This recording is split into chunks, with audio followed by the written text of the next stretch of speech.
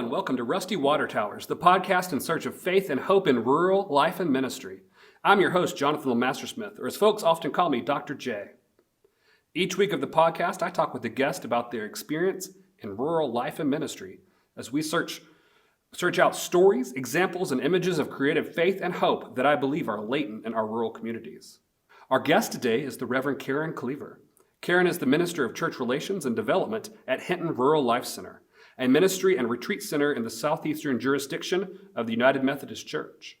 Karen and I have been partners in ministry since just before the pandemic began, and we've innovated on retreats, webinars, curriculums, and lots of other cool stuff. But before we talk to Karen, we start each week off with a country music recommendation about rural life. This week, I'm taking us back to the 1950s with a Kitty Wells song. The song Release Me on her first LP, Country Hit Parade, in 1956 is a song that surprised me. Wells is most well known for her song, It Wasn't God Who Made Honky Tonk Angels, that questioned the male-female double standard in life and honky tonk lifestyle. Most of her other songs have had a similar flair, calling out men for their infidelities, the way they treat women, and other double standard type realities. But for this song, it has a different sensibility to it. The lyrics are very simple. There's only 3 verses, and the first couple verses read, "Please release me, let me go. I don't love you anymore. To live together is a sin. Release me and let me love again." This song, if nothing else, is one of the first times we see a woman saying to her partner, "I don't love you and I don't want to stay with you." It's a divorce or a separation or something that isn't about abuse or neglect, but about a woman making a choice. She isn't in love with him and wants to go off and find the love that she knows that she deserves. I think one of the most important things is that she says to live together is a sin. That is, it's not virtuous or saintly to stay together because you're supposed to, even if no one's happy in the situation. Wells pushed the envelope and gave women a voice in music that wasn't heard before. She did the work of helping women claim their values as human beings with their own choices and not simply be an appendage to a man, a child, or a parent. It goes against many traditional images of the long-suffering wife and mother who did what she was told and stayed with her partner out of obligation, and encourages instead taking charge of your own life, even if it means turning your life upside down to this. Now, Karen, one of the ways we get to know our guest is to ask what their thoughts are on this song. So tell us about how you experienced this song. Well, I listened to it, and then listening then to some of your comments about it, your reflections. I think I'm going to push back on you a little bit. Okay. Because when I hear her say, "Please release me, let me go," I'm hearing a plea. I'm not hearing these boots are made for walking. And so I think of the relationship as being one that she's found herself in. Maybe she was in love with this person initially, but now she's not. They're not married.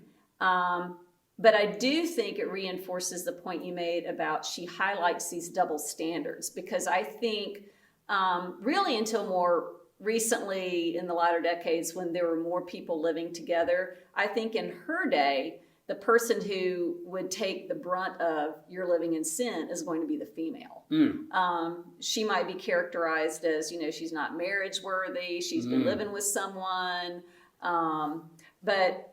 But typically I think guys are still going to be attractive. Guys are still going to be sought after by women because they're valued for different things. So I feel like she is trying to use some reasoning, but she's asking, she's not saying, "I'm sorry, I don't love you anymore, I'm going to leave you." It's like she's trying to be diplomatic about it. I don't know that it'll work or not. We don't know if she feels caught in the relationship, and maybe what if he doesn't want her to go? What if he still loves her? What if he still loves her? But I think she's trying to convince him, "I don't love you, so this isn't a good relationship to continue." So anyway, I think it's a little more nuanced, but I think she pointed to the double standard, but I think she was either trying to rationalize why they shouldn't stay together, but she wasn't coming across to me as boldly as you were suggesting. But, oh, okay. So what you're saying is maybe she's giving this song, and that makes it she's walking so that Nancy Sinatra can walk all over someone. Exactly. Okay, yes. And that's what Kitty Wells will be attributed to. Right. She is the woman who walks so that, Nancy, Dolly, Loretta can run in terms of the language they use in their music. Absolutely. And she introduces this topic. Yes, which is not a topic that women were singing about. Exactly. Yes, about falling in and out of love and what it means. Oh, yes. Well, thank you so much for sharing about your thoughts on this song, Karen. As always, I'll include this song in our Rusty Water Towers playlist on Spotify. And if you'd like to recommend a song for a review, message us on social media or email us. So now, Karen, I'm going to ask you to tell us a little bit about yourself. I know you, but the people who are listening may not. So if you would tell us about your life and experience in rural life and rural ministry. Sure. So I grew up in Greensboro, North Carolina. Mm-hmm. My formative years, really from like 8th grade through 12th grade, I lived in southeast Guilford County, which is about 25 minutes southeast of Greensboro. My parents had bought some property from my grandparents. My grandparents had a farm there. It's where my dad grew up. So I just have great rural memories and connection with going to visit my grandparents before we had moved there, spending a lot of time of my childhood there. My grandfather had Black Angus cattle. Ah. They farmed. I think his job was with the lumber company in the area. My grandmother cooked pies and persimmon pudding, and I just loved being there, being able to go up into the hayloft and just make, undo bales of hay and jump into them. My grandfather would buy, at one point he had some little mules. He also bought a couple of horses. I think he liked things to take care of, like on the farm. But my sister and I always really enjoyed going there and playing. But I think it was just always had great memories and a sense and understanding of rural life because both my grandparents had grown up with farming families. And then moving there in the 8th grade and starting to go to my dad's home church, Tabernacle United Methodist. That I look back now, and that was my rural church experience. Yeah. I mean, I didn't define it like that at the time, but as I'm in these conversations now with people like you and working at Hinton Rural Life Center, we're talking about rural community and the role of rural churches in the lives of those folks. Lovely. So you mentioned something about persimmon pudding. And so far on this podcast, I've gotten stories about food because that's a lot of rural life. Sure. But can you describe persimmon pudding for the people who are listening? Because it's not Jell-O instant pudding. It is not. It's real hard to describe the consistency of it. I would say the consistency is almost like a really moist, fudgy brownie. Ah, yes, yes. And it's and if you think of like a brownies made like in a square baking dish, that's kind of the shape. That's how my grandmother made persimmon pudding. She had a persimmon tree. And it's a fruit, and you would want to get it when it was right. A lot of times it would fall on the ground, and she'd have straw underneath it so it wouldn't get bruised or eaten. And you'd have to fight the deer for them is what I've run into. Ours, I don't remember deer where they left, but there were definitely, bees and other. Yeah, and so she would make a persimmon pudding, and, it had like flour and stuff like that in it. And it's kind of hard to describe the taste, but I would say the seasonings are like cinnamon and nutmeg. So it's a very fall, something yes. you would season pumpkin or apple or anything like that with. Like yes, and then you would bake it, and kind of like those moist brownies, the outside would tend to get a little crustier, and then the inside would be very moist. And she used to always tease my dad because my dad's favorite piece was the piece in the center. Of the gooey, almost the gooey, almost a lot raw. of times, when she's getting ready to serve it, and there's a square cut out of the center. Also, really good served with whipped cream. Oh well, everything or ice cream. But she used to be known for a persimmon pudding, and when our church would have their annual fall Brunswick stew and bake sale, she would get orders for persimmon pudding. So basically, they were already sold before she would even get. That is the ideal church bake sale. You just bake to order. Yep, that exactly. So you don't have to worry about having to take stuff home. Yeah. Yeah, so thank you for sharing about that. I grew up with persimmons and didn't really have persimmon pudding until I was in my mid-20s, though, because that just wasn't where I lived, a thing that people brought to church. So it's a really neat thing. I can find a recipe that is true to form. I'll put it in the show notes for this show. What? Or I'll share my grandmother's recipe. Oh, if you'll share your grandmother's recipe, Absolutely. we will put that in the show notes. Yeah. So, interesting note. Yeah. My grandmother, for years, wrote a column for the Greensboro News called the Country Homemaker. Oh. And it was a newspaper column, and she would just share things about what she was doing in her life. Sometimes it was about faith, sometimes it was recipes, sometimes it was family life. I know. Do you have those? I somewhere along the way I've misplaced them. Okay. I know I had them at one time, but I haven't been able to find them. But well, there's a chance that the Greensboro in the archives, they may have it, or maybe you had digitized them at this point. Right. Thank you for sharing a little bit about yourself, Karen. And we're going to take a short break, and then we're going to ask Karen to share some stories or experiences she had about rural life. So we'll be back after this break.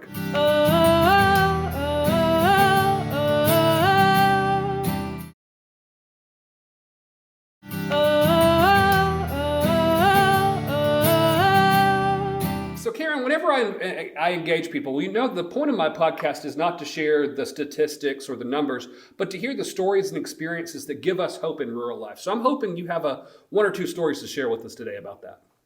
Sure. And I think what I've had to do lately in the years that I've been working at Hinton Rural Life Center and really reflected on how my rural church experience affected me. Mm-hmm. Because until I can look back on it, in the moment, I didn't know what it was. Mm-hmm. But growing up, as I mentioned, I started going to Tabernacle United Methodist Church, just an old country church that had been there for years. Cemetery, I had family members buried there, and what I remember is, we kind of had the old and the new there. We had the original church chapel, and then the one-room building that was called the hut. Oh, I grew up with the hut, yes. The hut, that's where all the, there were rooms in there at one time where all the different Sunday school age groups met. But then while I was there, they'd also started building a new building with a couple different wings with fellowship hall, blah, blah, blah. But anyway, while I was there, one of the things that I realized is how intergenerational everything was. Mm-hmm. What I remember is I knew the adults. Mm-hmm. I knew the grandparents. I mean, everybody knew everybody. Yeah. And the other thing that I appreciated about it was that for our youth group, for example, we didn't have a paid staff person. Yeah. We had somebody's parents volunteered to be the, quote, youth counselors. And so who did all the planning and programming and deciding what to do for fundraisers? We did. Yeah. We would have the NYF president, we have our little exec committee. Just that's the traditional model. The youth plan it with the parent support. Absolutely. And I will tell you that out of my church youth group, and it was, we had a combined junior high and high school, 3 of us that I know of are United Methodist clergy. Wow. Yeah. So, yeah. So anyway, so that tells you something, These little small rural churches are producing clergy. It's not just the big churches. Exactly. And I think it was because we were doing ministry and given authority and invitation and support to come up with ideas and to take leadership. I think probably the summer after my 9th grade year, when it came to Vacation Bible School, I led the music part, where the grades come in, and I got to pick out the songs and teach the songs to the kids. Mm-hmm. I was given responsibility. So I think just looking back and being shaped by that experience, and I think what I've learned in being a youth minister for 25 years, one of the books that was really impactful for me was Family-Based Youth Ministry by Mark DeVries. Oh, yeah, yeah. And I would remember reading in it, talking about the assets that rural churches have, because what's happened with larger church is this model of youth ministries, this thing on its own. Yes. And a whole separate program sometimes, a whole building. They call it the one-eared Mickey Mouse. Yes. And it's really ironic that a lot of small rural churches are saying, oh, we don't have enough youth to do youth ministry. Well, engaging the youth you have is really the most effective ministry that you can do. And you can actually do it better as a smaller church rather than be a large church where your numbers mean you have a staff person or you have a different building or you have a separate programming. And they never really get to experience like what I did of knowing the other adults, of knowing the older adults and doing things together. And so what I would like to see and why, I really feel like God brought me to Hinton and this realization of the impact of rural church is that rural churches need to be affirmed in that they really are in great situations to do very effective ministry with all ages. So they need to stop thinking like we don't have something, but really look at what they do have, because I think they're actually in a better situation to do impactful ministry, especially with young people. When I think especially the smaller rural churches, they're like, we don't have enough youth. I'm like, no, you have plenty of adults who can develop and foster relationships across generations with part of this. And and even if you want to partner with the church down the road, just figure out how to do ministry that brings young people together and gives them responsibilities, not just entertains them. Right. And I think that's been my experience when I grew up in the rural church and working. When you give the youth things to do that are part of the church. I ended up going to lay speaker training when I was 15 because they were like, "Do you want to do this? We'll support you." Right. Yeah. Right. Right. No, absolutely. It's really a walking alongside model. It's like if you have a leadership team or a team at the church that does that visits folks who are physically not able to come to worship, and they take on Sundays that you've had communion. Like I was in a church one time, and these older adults had this responsibility. They would visit those folks who could not leave their homes and give them communion. Well, we created an opportunity, and it may have been related to confirmation, where some of the confirmands would go with them. So there were these two older ladies and then two of the middle school boys that went to serve communion. And one of the older adults, one of the ladies, told me it was one of the most moving things she had ever experienced was watching a middle school boy offering bread and juice for someone who was in their bed and couldn't even get out. It was just powerful. That's beautiful. And why aren't we doing that? Exactly. So. And it's also when you send you send different age people. It's not just the pastor or one person. Yes, absolutely. It's a congregation gathered there at that point. Yes. And all ages of life are part of that. That's beautiful. That's beautiful. Yeah. Yeah. So other rural experiences? My other thing on my list is to ask you about Hinton Center and all it offers. Well, I think I can kind of answer that like two questions with talking about Hinton. In terms of stories of rural impact, what I've seen, because most of my ministry really has been with youth and young adults, youth and college students, and then being able to be here at Hinton, and I don't have responsibilities for the summer mission outreach program, which really is a great opportunity for college age young adults to come and have leadership roles and serve as our summer staff. And then the mission teams that are primarily teenagers. What I'm seeing and hearing from these college summer staffers is some of them like maybe in college and initially they're wanting to do a psychology degree. Yeah. Or they're going and they want to do a nutrition degree. And coming out of their experience at Hinton, where one of the things I really love about this ministry and its approach is it's as important as it is to make people's homes safer and healthier. The focus that they give on building relationship and respecting and giving dignity to the homeowners and the language of walking alongside. And we all need something at some time. What can we give each other? And maybe the neighbor shares cucumbers from her gardens or makes biscuits for the kids. But the other thing is part of the week-long programming is there's an Appalachian Culture Night. So again, it's not looking at Appalachia in terms of what it doesn't have or the needs, but it's highlighting the resiliency and the resourcefulness of the people and the art and the culture that's here. And so the impact on some of these summer staffers also learning about the particular dynamics of rural poverty is we have these college students now going back and adding into their majors rural studies, or how do I take my nutrition degree and use it particularly to address the nutritional needs of those in poverty in rural areas. Yes, and understanding the access and it's beautiful. And I think one of the things that was it's almost like so obvious, and a light bulb goes on, but this one particular young person was like, I'm going to go to the food pantry. I want to see what people buy. And I want to talk with them and learn, what do you cook with?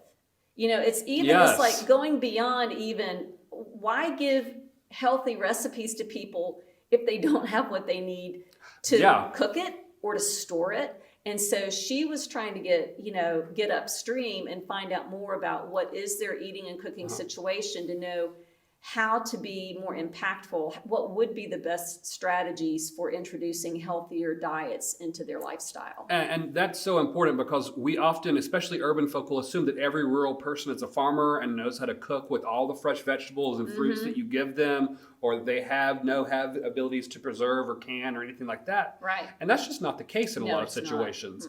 So learning how to create a nutrition plan and a cooking plan for someone who needs that extra help, and to figure that out is just powerful. Right.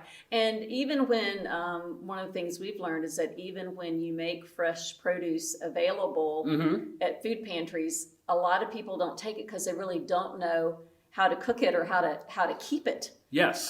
So there's what we're really learning in our approach is there's a huge educational effort that needs to go along with meeting needs. And it's definitely, I think you can do that in such a way that's not demeaning. It's like, you don't know how to cook. You don't know how to cook carrots. Absolutely. Well, it's just a simple, hey, here's this. And I've actually seen it done in sort of a blue apron box situation, where you give them the recipe and instructional video, and then here's the ingredients, or you can just take it and use this for other things too. But, Right. And I think that's a really sort of powerful way to help teach and do that. So I just love that you have all these stories of students coming back and saying, I want to add a rural studies or an Appalachian studies or a poverty and poverty focus to their work. Right. It's not just those are the things that we need to continue to say, that it's valuable, and that when you can find a rural studies or an Appalachian studies or anything like that, minor or certificate, added in there. Right. Absolutely. That's my hope, is that, I teach a rural ministry certification, and yes.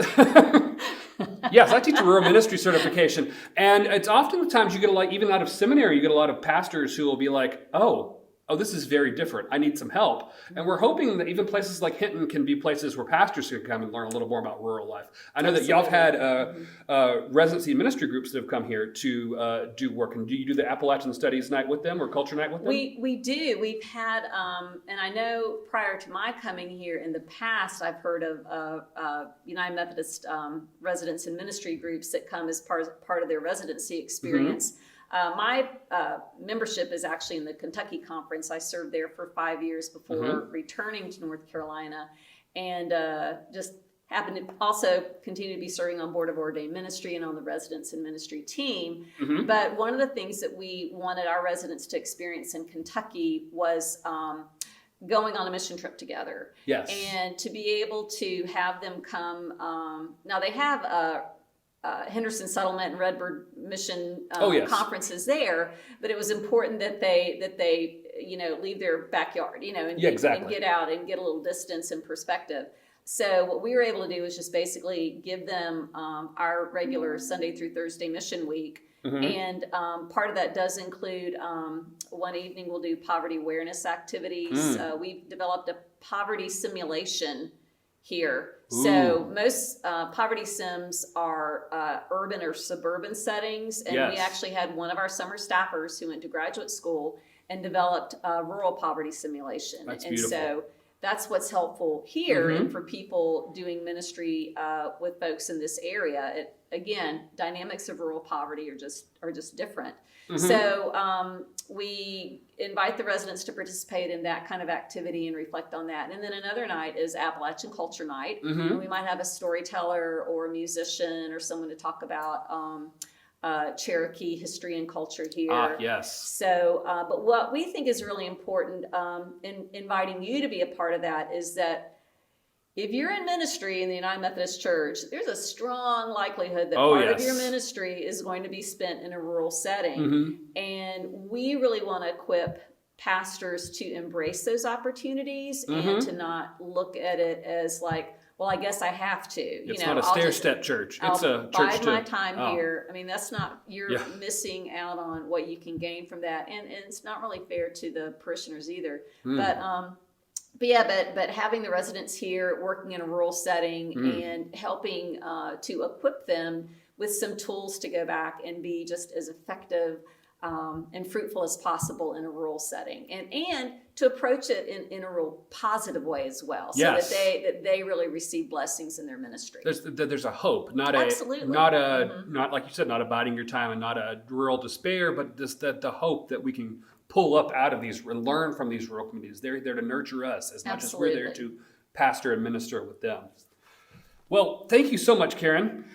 So to close out, since I began with a piece of media that I thought we should learn about, I always ask my guests to bring a piece of media, whether it's a book or a movie, a song that they want to share about, and to help us see where they're finding rural hope through that media. So what have you brought for us? So when you gave me that invitation, my mind just immediately went to James Taylor's Copper Line. Copper Line. And that's because what I was talking about at the beginning, just this nostalgia and these great memories that I had being with my grandparents. That's when I listened to that song. And you don't think of James Taylor as being a country music person, but I feel like that's a very country-ish, that's a country song. I mean, I feel like James Taylor can drift into that. Absolutely. It's a very country song. And when I listen to it, it just evokes this memory that I have of being with my grandfather. He had some property away from the house that he used. He would keep some cows there, and he would also lease it for tobacco farmers to grow tobacco allotment.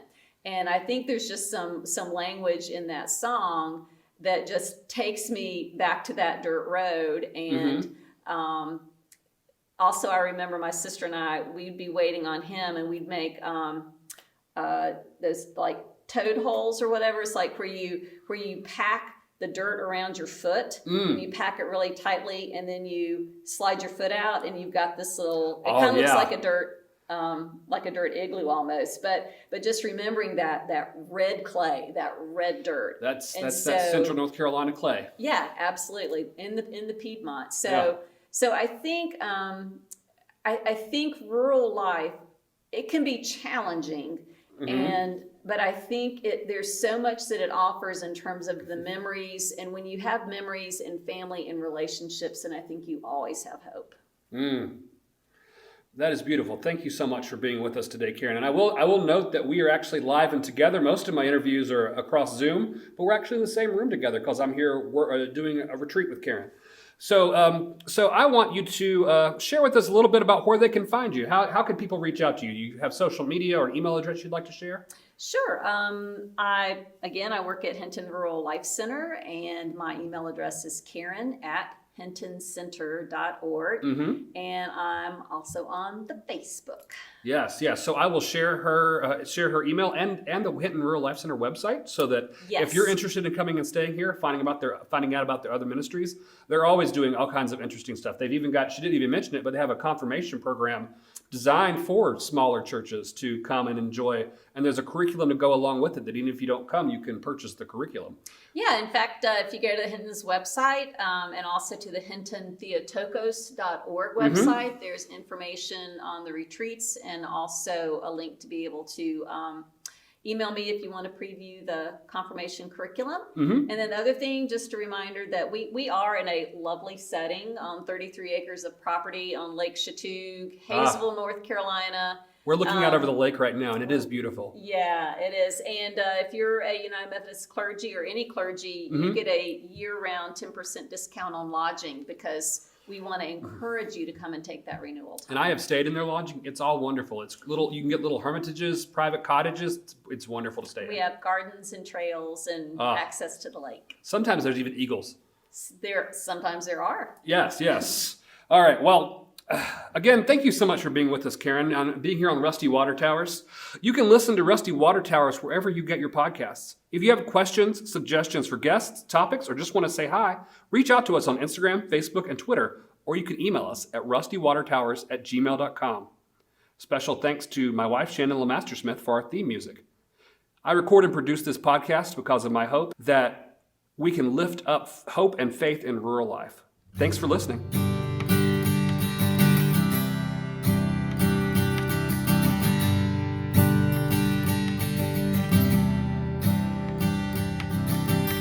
Live across the railroad tracks in a little lighthouse that you pass if you weren't trying to find me. Many of the trees are dead, there's stumps in the ground in a great big yard across from the fire station.